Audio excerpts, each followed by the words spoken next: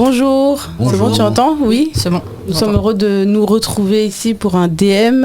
Avec ta chemise West Coast. Avec ma chemise West Coast. Je suis avec Nace. Oui, comme toujours. Et nous sommes heureux d'accueillir Noura qui a accepté de notre invitation 48 heures avant, même pas ce matin, c'est ça.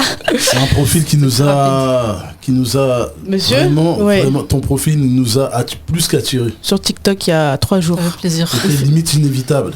Mais cette fille, À travers les vidéos. Et il y a la barrière de la vidéo, on peut pas la toucher ni quoi qu'est-ce. Mais la passion qu'on ressent à travers tes vidéos, elle est tellement intense. Moi, j'aime les gens qui aiment les machines. J'aime les machines, c'est une drogue. Il nous faut. Il prend des photos des machines, s'il te plaît. Et la première chose qu'il fait, il regarde les sorties. Il fait, regarde-moi les sorties. Je fais oui, ok.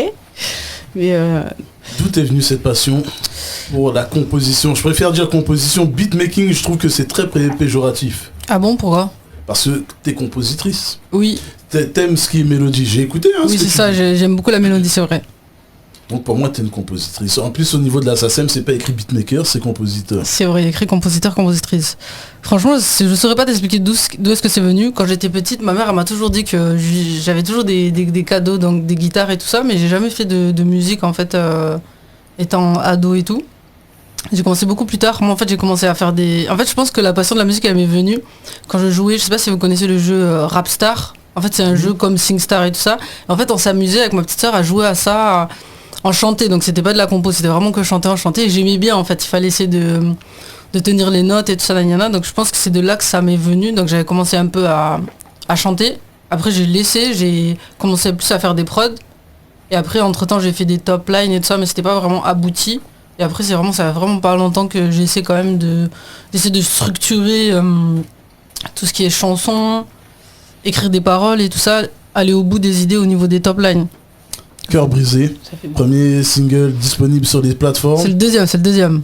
Il y en avait un avant? Ouais, j'ai sorti un premier son SDLV. D'accord. C'est ça, j'avais fait le premier. Et Cœur brisé d'ailleurs, c'est un sample, la guitare. D'accord. Burna Boy l'a déjà utilisé, en fait c'est une guitare, même SDM l'a utilisé dans son dernier album. C'est une guitare qui est beaucoup utilisée en fait, ce sample là, cette loupe là. Et voilà. Ensuite, récemment, tout fraîchement, il y a... Photo, exactement. Mais lui, ce son bien. date en fait, je l'avais fait en 2021. Et en fait, je l'ai rechanté après au niveau du mix et tout ça, parce que comme c'est moi qui ai fait le mix aussi, en même temps, je m'entraîne aussi sur ça. Voilà, c'est ça. Donc j'ai refait plusieurs versions en fait de la chanson, et là je me suis dit qu'il fallait quand même que je la sorte. Comme ça, c'est fait. Je l'ai sorti et c'est bon. Et là, je vais envoyer la suite pour plus tard quoi. Dans ton auto-interview, tu as dit tu as grandi avec du Warda. Oui, bien sûr, ma mère est algérienne. Ma mère a fait le ménage sur du Warda, hein. Faut pas la déranger. Hein. d'accord. C'est parce que tu sais rapporter cette touche, mais tu vois, de ce milieu dans lequel tu as grandi, tu sais le ramener dans tes prods. Est-ce que justement ce genre musical a joué sur le fait que tu aimes les mélodies? Franchement, je sais pas, la question est compliquée là. Parce que il y a les influences, il y a ce que ma mère elle écoute, mais comme j'ai des grandes sœurs aussi, elles écoutent leur musique, donc elles écoutaient plus du rap US, du genre Biggie, Tupac, Nas et tout ça. Donc Et ceci explique Les cela. grandes sœurs. voilà, exactement ça. Ma grande sœur, mon grand frère aussi qui écoutait du rap, du genre Sniper, la FF, donc du rap français. Bon, dédicace aux grandes sœurs et aux grands frères. C'est ça. Donc j'écoutais pas vraiment la même chose. Après moi j'avais bien sûr ce que moi j'écoutais quand j'étais petite, donc tout ce qui est Zao. Il y avait avant ce qui était à la mode, il y avait le groupe de M. Pokora aussi, il y avait les Lori. Il y a aussi toutes les chansons US, donc tout ce qui est Cassie. Il y avait les Jennifer Lopez et tout ça. Donc je pense que là c'est varié. Et puis même comme moi je suis algérienne, mon père il est tchadien aussi, mais j'ai plus grandi dans la culture algérienne parce que j'ai plus passé de temps avec ma mère quand j'étais petite qu'avec mon père. Mais les Tchadiens ils parlent arabe tchadien en fait. Donc même dans leur musique à eux, il y a des sonorités aussi orientales, donc ça se rejoint, et aussi eux ils parlent arabe. Donc il y a comme une similarité au niveau des deux cultures dans lesquelles j'ai pu grandir. Mais musicalement j'ai plus écouté de chansons arabes que tchadienne, on va dire. D'accord. Voilà. J'ai regardé, hier on a regardé le live TikTok. Et moi ce que j'ai perçu de ça, c'est t'es vraiment pas fermé musicalement, c'est incroyable. Oui, j'aime bien tester tous les styles en vrai. Mm. Je pense que c'est intéressant de tout tester parce que c'est comme ça qu'on trouve en fait ce sur quoi on est à l'aise. C'est comme par exemple PNL, avant ils faisaient du rap et c'était pas ouf. Et après ils ont testé un autre style, ils ont vu qu'ils étaient à l'aise dessus et là ça a marché. C'est vraiment comme ça qu'ils ont trouvé leur patte en fait. Ça c'est intéressant, c'est pour ça qu'on peut pas savoir ce sur quoi on est à l'aise si on n'essaye pas en fait. Et le fait de te retrouver au milieu des machines, etc. Parce que j'ai vu, hein, au début tu répondais à des messages, mais au bout d'un moment On j'ai n'était vu, plus là. ouais, c'était de la drogue. Là j'ai vu c'était fini. Dans la matrice. T'arrives pas à sortir de là. Est-ce que tu arrives à définir le lien que tu as avec la créativité? En fait, moi, avant quand je faisais beaucoup de musique, c'était vraiment... C'est des émotions. On va dire sur le moment peut-être je me sens triste ou peut-être sur le moment je me sens bien. Et je vais dire, je vais faire une prod ou une chanson en fonction de mon mood. Alors que là, plus récemment, c'est plus difficile pour moi de composer seul, on va dire. Donc je le fais en live. Parce que au moins je reste concentrée et eux en même temps ils écoutent ce que je fais et tout ça et je me dis je vais finir la prod avec eux. Donc plus récemment j'ai plus fait des prods en live. Du coup la question par rapport à la créativité... Ouais, c'est quoi ton rapport? Est-ce que tu as réussi à mettre un mot dessus pour définir ton ressenti, comme dans quel état tu te trouves quand tu es en train de créer? Franchement, quand je commence à faire une prod et qu'après je kiffe quoi. Je me dis c'est trop bien, j'ai fait ça, je m'ambiance, je l'écoute. Après il n'y a pas que l'aspect créatif, il y a aussi l'aspect où j'ai envie que ça sonne bien, où j'ai envie que ce soit aussi agréable à l'écoute. Donc je me forme pas juste à composer. Parce qu'il y en a en fait il y a différents types de compositeurs. Il y a des compositeurs qui vont faire que des loops, il y a des compositeurs qui aiment bien créer, faire de la mélodie, il y en a qui sont plus forts en drum, il y en a qui sont plus forts en mélo. Donc chacun a sa particularité parce que moi j'ai fait beaucoup de compos aussi, des collabs avec des beatmakers. Et justement hier j'étais en session en fait parce que vous connaissez le label Blue Sky. Oui. Voilà, parce Sacha. Exactement, voilà. En fait Blue Sky a fait un événement, je sais pas si vous avez suivi, qui s'appelle Beatmaker. Non. Et en gros c'était que pour des beatmakers, du coup c'était que des femmes, donc on s'est retrouvés que entre compos. Donc on a fait ça au studio Artistic Palace. D'accord. Et justement après il a ramené des artistes, donc il avait ramené le Juice, Kilema. En fonction des équipes, des compos, ils nous ont fixé des artistes. Donc moi je travaille avec Kilema, je sais pas si vous connaissez Kilema. Non. C'est une artiste, mais elle fait plus des chansons afro. D'accord. Voilà. Je sais pas chez qui elle est signée, je sais que son manager c'est un réal. Mais voilà, du coup on a plus travaillé avec elle, donc on a fait un son un peu drill, mélangé un peu R&B, un peu après ça part un peu du Brésil. Donc voilà, donc on a fait ça au studio Artistic Palace. Et en gros, vraiment l'événement il était vraiment bien parce qu'ils ont fait un suivi en fait sur le long et ils nous ont vraiment ramené des intervenants qui étaient bien. Il y avait de tout, il y avait des éditeurs, il y avait des gens aussi qui travaillaient aussi dans la synchro, dans tout ce qui est jeux vidéo, film. Donc ils ont vraiment parlé de tout l'aspect. Après ils nous ont même fait une sortie dans les locaux de la SACEM pour faire tout expliquer. C'était un séminaire, c'était quoi exactement? C'était un séminaire de 3 jours. Le premier, en fait, eux ils ont une compo, elle est pianiste, et du coup elle a fait une loupe, et il fallait faire en fait une prod avec la loupe de cette pianiste. Du coup on a fait ça, et ensuite ils ont sélectionné, ils en ont sélectionné 10, mais au début on était 20. Mais il y avait 3 jours de séminaire. D'accord. Voilà. Donc le premier jour ils ont fait un petit atelier où voilà, c'était explication avec les intervenants et tout ça. Et après les 2 derniers jours du coup c'était session compo et avec du coup au Artistic Palace. Avec les 10 on a fait une équipe de 2. Du coup moi j'étais avec Lizzie, avec celle qui était là avec moi hier en studio. Et en gros après ils ont proposé, c'est que vous connaissez Beatstar? Oui, voilà. Le site, ouais. Plateforme voilà, pour vendre des prods. Et en fait du coup Blue Sky a lancé sa propre plateforme, mini Beatstar quoi on va dire. Et du coup dessus ils mettent les prods de leurs compos à eux. Mais ils ont aussi décidé de mettre les compos du coup des beatmakers du coup qui avaient participé au séminaire. Du coup c'est ça qu'on a fait hier. On avait déjà fait une session en fait la semaine dernière pour refaire d'autres prods et c'est ce qu'on a continué de faire en fait hier avec Lizzie. Est-ce que c'est pas un moyen directement après de repérer des futurs compositeurs à signer en édition par exemple? Oui je pense. S'ils te sollicitent pour signer avec eux, mais je sais pas. Après franchement des équipes que j'ai vues, ils sont très bien quand même. Ils sont sérieux, ils ont bien géré, ils sont professionnels. Parce qu'il y a des gens qui ont des labels mais ils sont pas pros quoi. Ils parlent seulement mais voilà. Moi, j'écoute aussi ce que les gens ils disent et je vois aussi est-ce qu'ils sont sérieux, est-ce qu'ils sont capables, est-ce qu'ils sont pas capables. Voilà quoi. Il y a tout qui rentre en jeu. C'est pas juste ah je viens. Oui, moi j'ai fait des millions avec la musique. Je peux faire ci, je peux faire ci, je peux faire ça. Parce que derrière, la personne elle peut parler, mais il faut qu'elle fasse aussi. Parce que c'est facile de dire oui, je te prends, je vais faire ci, je vais faire ci. Ben voilà, j'ai déjà expérimenté ça. C'est ça, donc c'est plus l'humain. Moi, je pense que je favorise et voir.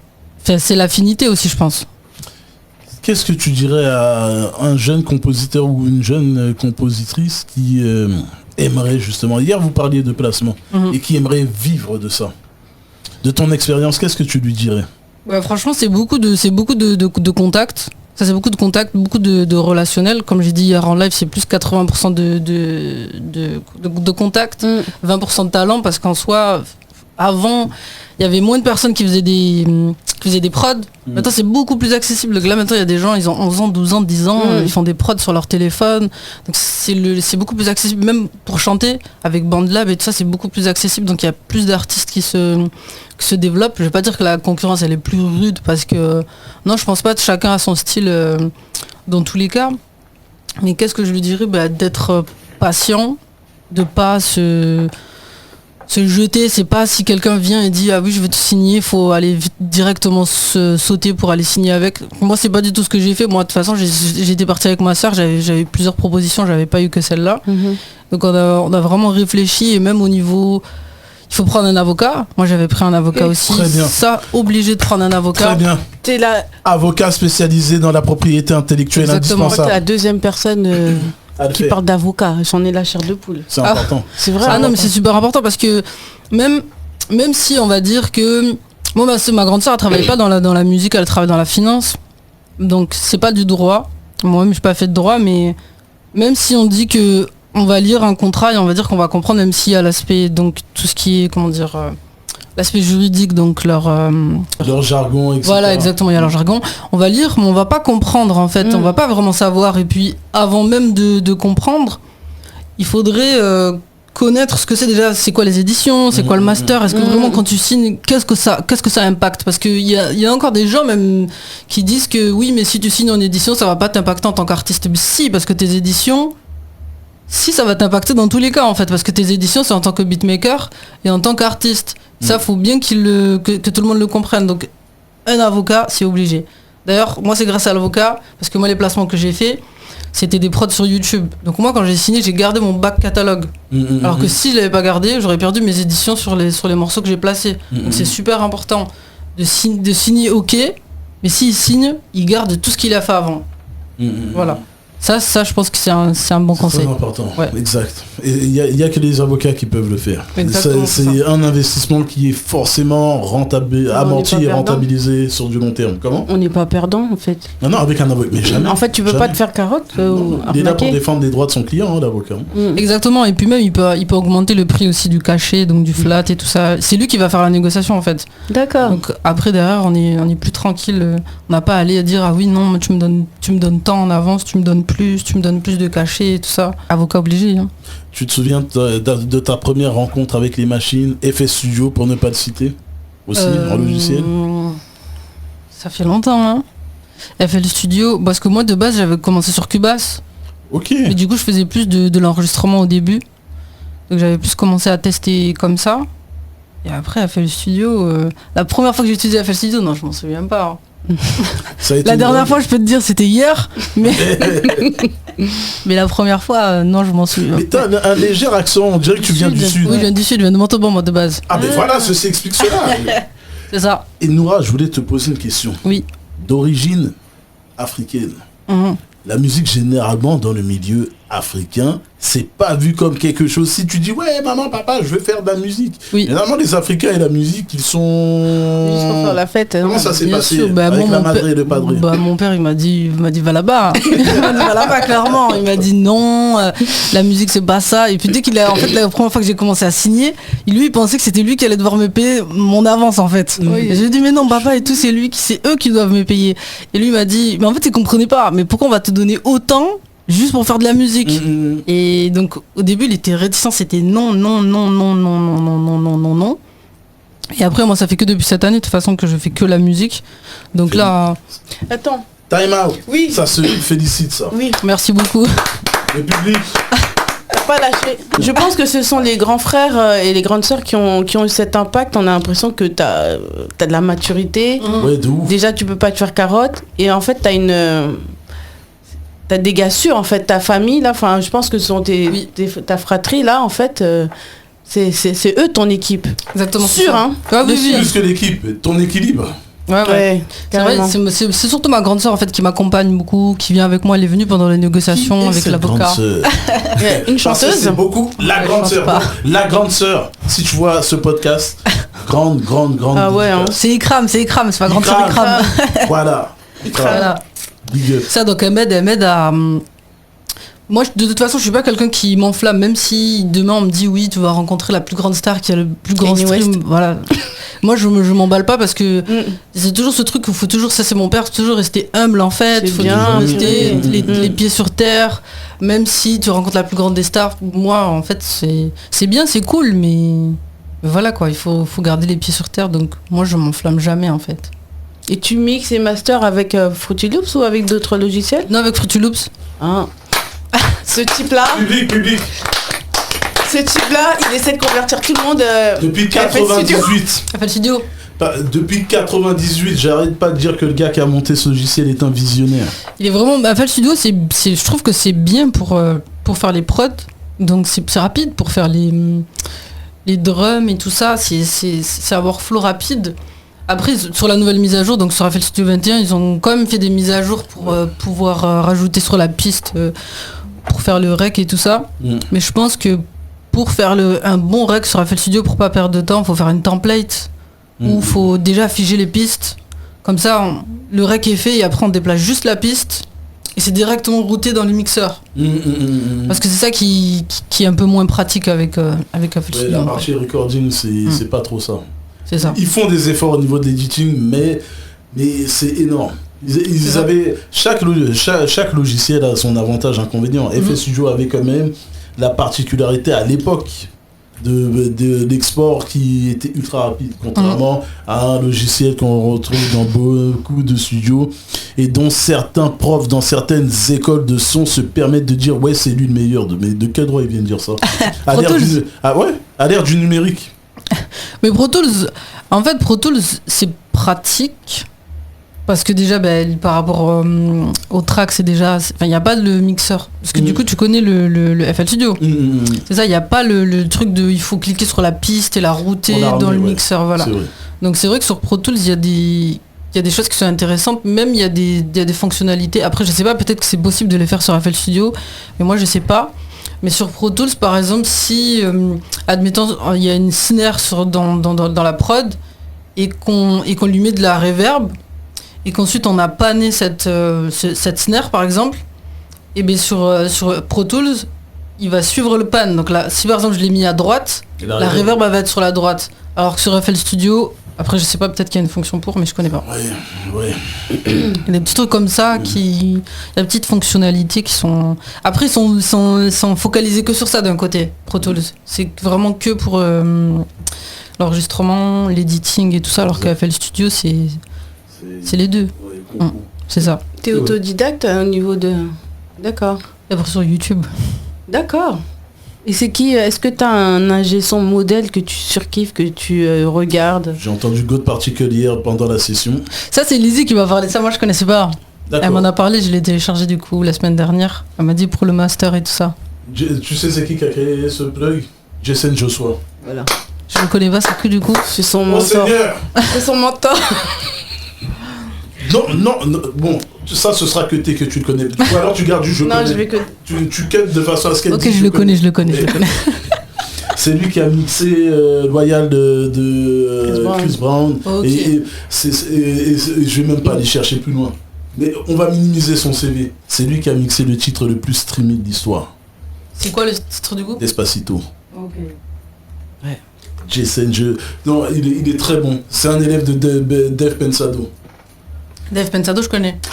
Voilà. Ouais, je connais. J'ai lâché avec lui, là, c'est faux. Parce que Dave Pensado, il y a beaucoup de ses presets dans les plugins Wave. Exactement. C'est comme ça que j'ai connu. comment ça s'est passé avec Ikram? Maintenant qu'on connaît le prénom, quand t'as dit ouais je me lance, je fais mes compositions, et t'as toujours soutenu tes proches, tes frères, ta fratrie, t'as toujours soutenu? Oh. Non, en fait c'est pas qu'ils m'ont pas toujours soutenu, mais au début, quand je leur faisais écouter les trucs, par exemple, ils étaient pas dedans, quoi. Alors que avant sur YouTube ça marchait bien mes prods, hein. C'est après quand j'ai signé justement j'ai fait l'erreur, voilà. D'ailleurs si les gens signaient, ne faites pas l'erreur d'arrêter sur YouTube. C'est que du coup voilà, on rentre un peu dans le milieu, on se fait un peu, on va dire engloutir, mais voilà, et du coup j'avais arrêté un peu YouTube. Mais sur YouTube, ouais, ça marchait bien. Et comme moi, j'avais commencé à faire des prods afro, au début, je faisais pas des prods trap et tout. C'était une pote à moi qui faisait de la musique qui m'avait dit « Essaie de faire des prods trap ». Donc j'ai essayé de faire des prods trap. Mais de base, je faisais plus des prods de Jul. C'était des Jul type beat, en fait. C'était des... Avant, il y avait... En fait, lui, il avait pas encore son Jul type beat. Avant, ça marchait très bien, les prods. Type Jul, sur YouTube. Donc, au début, non. Moi, je faisais écouter. Bah, ils écoutaient comme ça, quoi.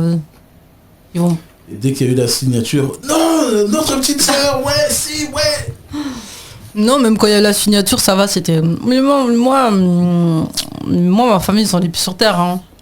Ils sont pas... Donc si tu ramènes un disque de diamant, ouais, si, c'est sympa. Ouais, voilà, c'est ça. Ah, ok. Tu peux mettre la couverture, s'il te plaît. Ouais, exactement. Passe-moi le sel. Ah, disque d'or, c'est bien. Le sel, s'il te plaît. Exactement. Mais c'est plus ma grande sœur Ikram, du coup, qui m'a accompagnée. Elle est fière. Elle est contente. Mais oui, elle est contente. Mais à chaque fois que je lui dis que j'ai une opportunité, elle me dit oui, Minora, fais attention quand même, tu vois. C'est bien, franchement, c'est bien. Même si on est super confiant, c'est bien de... Et toi-même, ton épanouissement personnel, est-ce que là tu te sens... J'estime que je pense connaître la réponse. Non, vas-y. Bon. J'ai perdu de... Épanouissement. Ouais, d'épanouissement personnel. Le fait de vivre de ta passion, qu'est-ce que ça te fait? Bah là, en vérité, j'en vis pas encore. Hein. J'en vis pas encore. Ah bon? Non. Bah non. Il faut faire plus de placements quand même pour plus vivre de la musique. Les sons sur YouTube, ça te rapporte? Sur YouTube, avant, oui, quand j'avais une prod en fait sur YouTube qui avait fait 1 million. Ça m'avait rapporté, mais ça m'a rapporté quoi, 900 €? C'est YouTube? Oui, c'est ça, la monétisation YouTube. Ah, d'accord. Je comprenais pas. 900 €, mais le titre, c'est parce qu'il était déclaré. Tu l'avais déposé à la SACEM? Non, à ce moment-là, je ne pense même pas. C'était avec la monétisation YouTube qui m'ont payé les 900 €. C'était avec les pubs, en fait. Parce que tu avais 13 000. Là, tu as 13 000 followers. C'est ça. C'était le cas à l'époque de ce... Non. Non. Mais normalement, parce que techniquement parlant, s'il n'y avait pas d'œuvre déclarée au niveau de la SACEM, normalement, tu aurais dû avoir plus. Ah, je sais pas du tout, parce qu'à ce moment-là, j'étais pas inscrit à la SACEM. Ah ouais, mais donc tu étais considéré un peu comme les streamers qu'on voit, les youtubeurs, etc. Mais pourquoi ils ont donné que 900? C'est trop tard? Je sais pas. Mais non, c'est trop tard pour le coup, mais je sais qu'il y a des gens qui font moins et qui ont plus. C'est très aléatoire YouTube. Mais tu vois, petite parenthèse qui est ouverte. Là, tu nous as donné un cas d'école et il y a des gens qui font moins et qui touchent plus. Ouais. Après, c'était qu'une prod, hein. C'était pas de chanson, c'était juste une instrumentale. Après voilà, la prod, je l'avais beaucoup vendue, donc en vente en petite, elle m'avait rapporté 3000, donc excellent. Ça va, juste une prod. En vrai, je l'avais fait super rapidement, je l'avais fait en 30 minutes. Et en fait, je n'aimais pas cette prod. Non mais c'est bien payé, hein, 30 ouais, en vrai. Ah oui. En vrai. C'est très bien. 4000 € si tu fais la somme environ. Ouais, c'est ça. Excellent. C'est ça, je l'ai fait vraiment rapide. En plus, je n'aime pas cette prod. Et comment ça fonctionne? Noura, je kiffe. Noura on the track. J'ai trop aimé cet instru. Je veux poser dessus parce que j'ai vu hier les harceleurs là, les forceurs là. Calmez-vous un peu, hein. Dans les commentaires, comment ça fonctionne? Parce que il y a le travail, il y a le temps associé au travail, donc il y a forcément la rémunération qui va avec. Exactement, c'est ça. Mais il y a des gens qui déjà juste en tant que femme, il y a des gens qui pensent que c'est gratuit, juste parce qu'on est des femmes. Voilà. Ouais, ça faisait partie de mes questions. Mais bien sûr. Non, mais c'est vrai, c'est que moi j'ai fait des sessions, par exemple même en Afrique, là quand je suis partie au Togo, où j'en ai placé un où... Public. Attends, laisse ça finir. Il y a eu un placement. Ouais, mais ça. Félicitations. Merci beaucoup. Non, donc les gens, c'est compliqué quoi. Parfois ils disent qu'il y en a beaucoup qui me disent oui Noura, je veux que tu me fasses une prod et tout ça, nanana. Mais moi de mon côté aussi je suis occupée, donc comme je travaille aussi sur mon projet perso, je leur dis mais moi je peux pas te faire quelque chose gratuitement comme ça.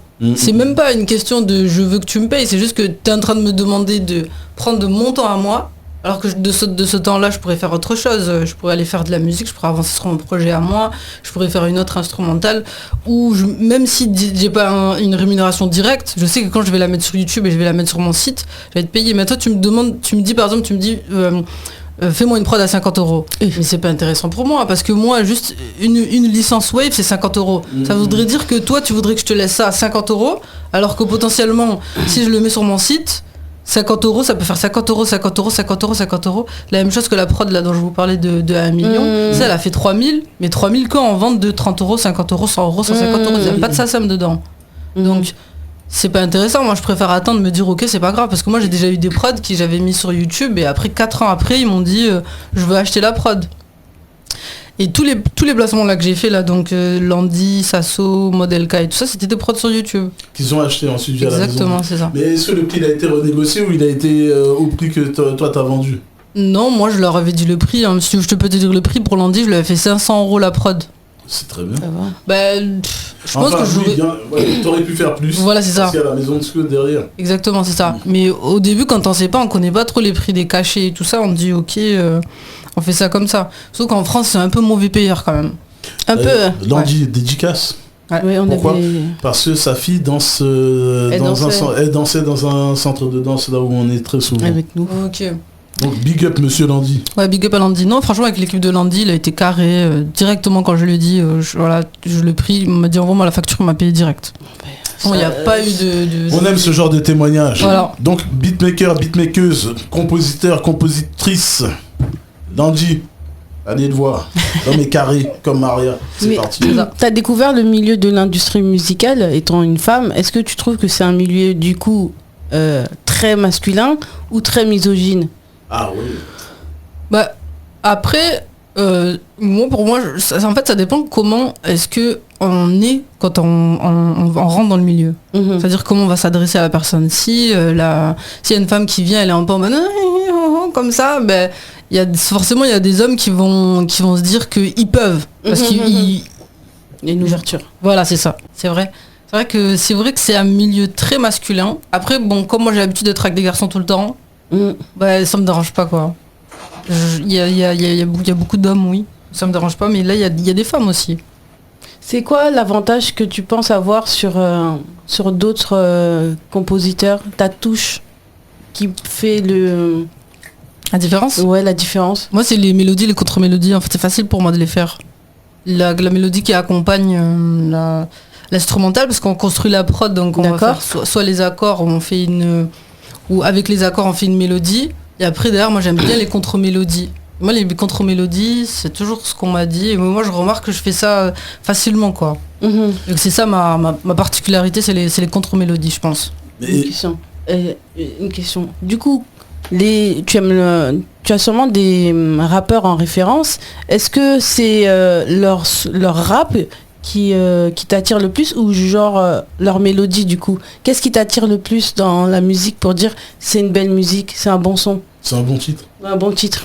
Ouais, je pense que c'est la mélodie. Hein. Après, j'écoute du rap, mais j'écoute beaucoup d'afro. Beaucoup d'afro, Naija. D'accord. C'est ça que j'écoutais avant. J'écoute du rap, mais maintenant, le rap d'aujourd'hui, c'est de la mélodie. Quand Gazo, il chante, il fait de la mélodie aussi derrière. Quel est le rappeur qui fait pas de mélodie alors pour toi, qui rappe vraiment? En France? Ouais. Medine. D'accord. Medine, il rappe. Il y a Nino aussi, il rappe aussi, il fait rap, il fait les deux. Il fait des couplets kickés, après il fait la mélodie au niveau des refrains et tout. Niska aussi, il rappe, mais aussi, il fait aussi de la mélodie. Sinon, là, comme ça. Et si on avait un top 3 à te demander? D'artiste? Ouais. En rappeur ou artiste? Artiste, d'abord top 3 rappeur et top 3 artiste. Ok. Et top 3 alors producteur, tant qu'à faire. Top 3 producteur? Producteur ou compositeur? Producteur, alors. Producteur, ok, musique producteur. Attends, on va poser beaucoup de questions. On ne va même pas laisser me préparer, ça se fait pas. Moi, en tant qu'artiste, j'aime beaucoup Hamza. Ses mélodies, comment il pose et tout, ça fait français ricain. Il est très influencé US, ouais. Ça, c'est stylé. Donc Hamza en premier, en tête. Ouais, Hamza, ouais, j'aime beaucoup Hamza. Je pense que c'est l'artiste français que j'ai le plus écouté, je pense. Ok. de ses projets et tout ça. Et j'aime vraiment grave ce qu'il fait. Je vais dire que comme ça, c'est tout. Hein. Ok. C'est lui que j'écoute le plus. Et en rappeur, avant, j'aimais bien Canardo, le frère de La Fouine. Oui. D'accord. Justement, enfin lui, il rappait pas, il faisait plus des chansons. Très chantonné. Voilà, exactement. Donc moi, je préférais Canardo à La Fouine. En plus, il faisait aussi des prods. Donc voilà, ça aussi, c'est des modèles, je pense aussi, qui ont dû m'influencer. Parce que j'aimais vraiment ce que faisait Canardo, les prods qu'il faisait. Il a fait des prods aussi pour son frère. Ouais, énormément. Ouais. Et sa manière de chanter. Donc ça, c'est plus avant, j'aimais bien Canardo. Sinon, après, je sais pas, les classiques, j'aime bien Niska, mais c'est pas... Niska, s'il sort un album demain, je vais pas prendre mon téléphone, je vais dire, je vais aller écouter l'album de Niska. Il y a des chansons à lui que j'ai bien aimées, comme il y a des chansons de Nino que j'ai bien aimées. PNL aussi, j'aime beaucoup PNL. D'accord. PNL aussi, j'aime beaucoup. C'est vrai, PNL, j'ai écouté beaucoup de leur musique. Donc je dirais Hamza, PNL. Et alors, artistes tout style confondu.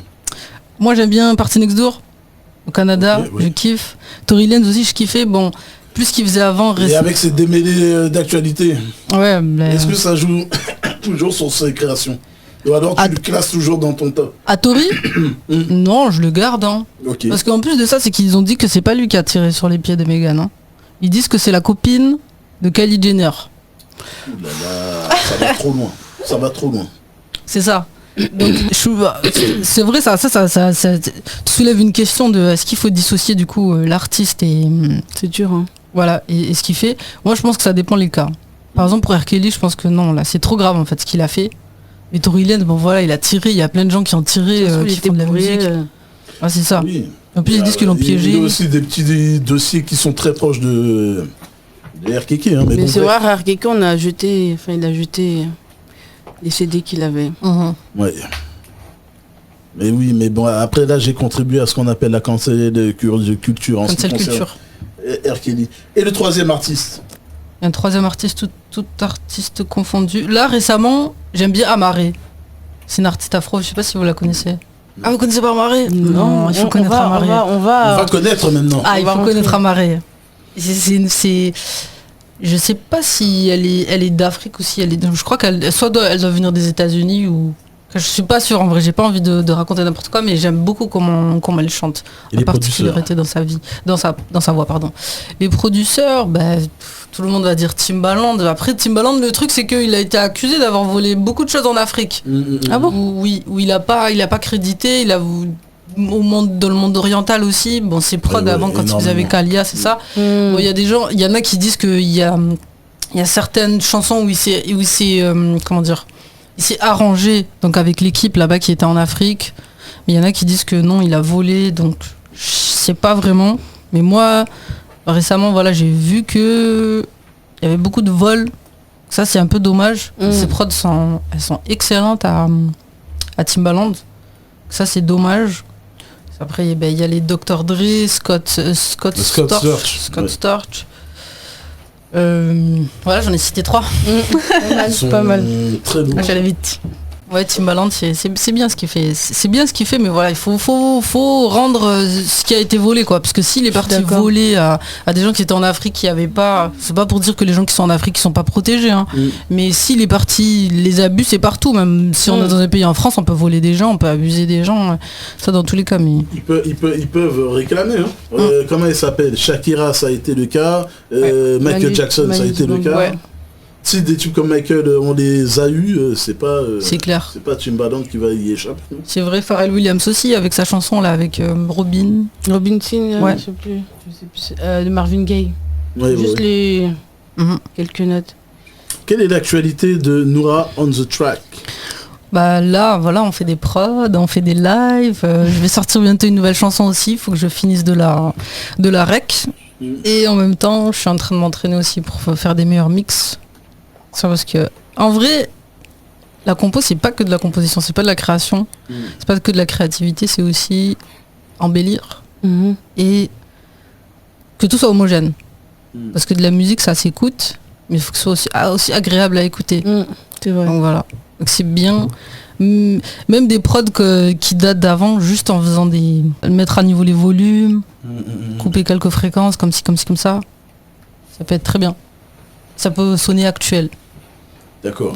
Et t'as dit donc t'as un home studio et t'es souvent aussi dans des studios comme on a pu te voir dans la session hier sur TikTok. Exactement, c'est ça. Et là par exemple une chanteuse qui est ou une rappeuse ou qui aimerait entrer en contact, c'est comment ça fonctionne? Ouais, elle m'envoie un message sur Instagram. Elle m'envoie un message sur Instagram et on peut Si elle veut discuter. réaliser un EP, tu vas lui faire un devis? Ça dépend. Ça dépend l'approche. Parce qu'il y a des artistes que j'ai rencontrés où maintenant on est devenus amis et tout. Donc on n'a pas dit oui, bon, je te fais une prod, je vais te faire un devis. Parce qu'il y a l'humain aussi. Et faut savoir qu'est-ce qu'elle veut la personne. Après ça dépend si la personne elle est pro. Parce que moi c'était des artistes, ils chantent ok. Mais c'est pas la même chose de parler avec un artiste qui est signé en maison de disque où il a déjà un budget à louer pour sa musique.